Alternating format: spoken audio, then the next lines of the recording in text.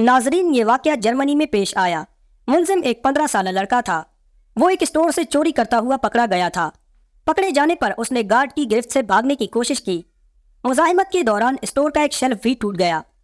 चोरी करने और शेल्फ तोड़ने की वजह से जब उसे अदालत में पेश किया गया तो जज ने फर्द जुर्म सुनी और लड़के से पूछा, तुमने वाकई कुछ चुराया था? ब्रेड और पनीर का पैकेट। लड़के ने एतराफ़ कर लिया। जज ने पूछा, क्यों चुराया? मुझे ज़रूरत थी, लड़के ने मुख्तसर जवाब दिया। जज ने कहा, खरीद लेते। लड़के का जवाब था, पैसे नहीं थे। जज ने कहा, घर वालों से ले लेते। लड़के ने जवाब दिया, घर पर सिर्फ माँ है, बीमार और बेरोजगार। ब्रेड और पनीर उसी के लिए चुराया। जज ने इस्तिफसार किया, तुम कुछ काम नहीं करते? तो लड़के ने जवाब दिया, करता था, एक कार वाश में। माँ की देखभाल के लिए एक दिन की छुट्टी की तो निकाल दिया गया। जज ने कहा, तुम किसी से मदद मांग लेते? तो बच्चे ने नम आंखों से कहा कि सुबह से मांग रहा था, किसी ने मदद नहीं की।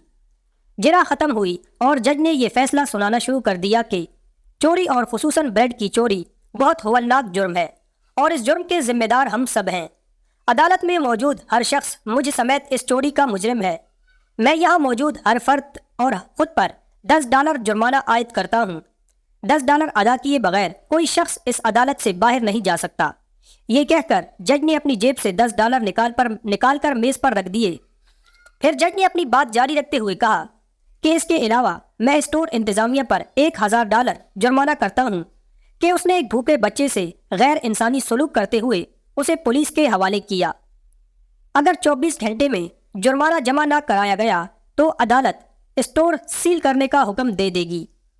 फैसले के आखिरी रिमार्क ये थे कि स्टोर इंतज़ामिया और हाज़रीन पर जुर्माने की रकम लड़के को अदा करते हुए अदालत उससे माफ़ी तलब करती है। फैसला सुनने के बाद हाज़रीन तो अश्कबार थे ही, उस लड़की की तो गोया हिचकियाँ बंध गई थीं और वो बार बार जज को देख रहा था।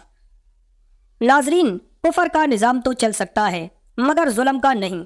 कुफर के मुआशरे ऐसे ही नहीं फल फूल रहे।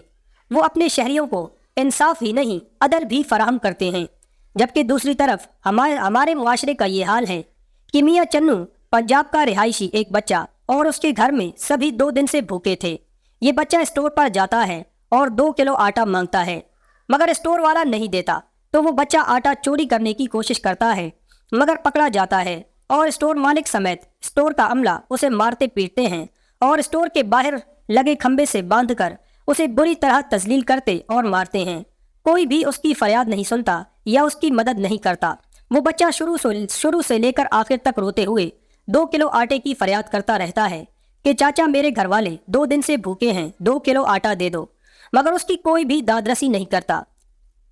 उस पर जुल्म किया जाता है, वो रोते धोते सह जाता है। 3 दिन गुजरने के बाद उस बच्चे को बामुश्किल रिहाई मिलती है। नाजरीन, बुजुर्गों का कौल है कि जब लोग भूख की वजह से चोरी करने पर मजबूर हों तो चोर के नहीं हुक्मरानों के हाथ काट देने चाहिए, क्योंकि अगर वो इंसाफ करते तो मुआशरे में चोर पैदा होने का सवाल ही पैदा नहीं होता।